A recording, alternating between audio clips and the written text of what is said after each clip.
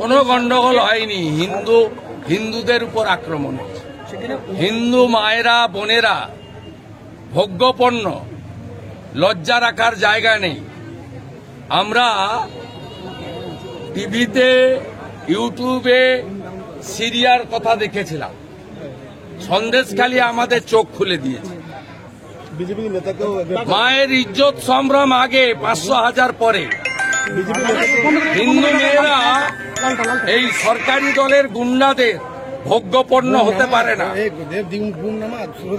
মেয়েরা যে কথা বলছেন, যে অভিজ্ঞতার কথা, গা শিউরে উঠছে ঘৃণাতে। বিজেপি নেতাকেও গ্রেপ্তার করেছে কালকে। বিজেপি নেতাকে বিকাশ সিংহ।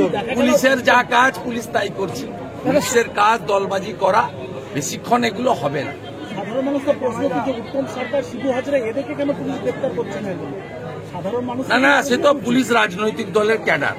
পুলিশ ছাড়া পিসি জিরো, আর পিসি ছাড়া ভাইপো বিগ জিরো।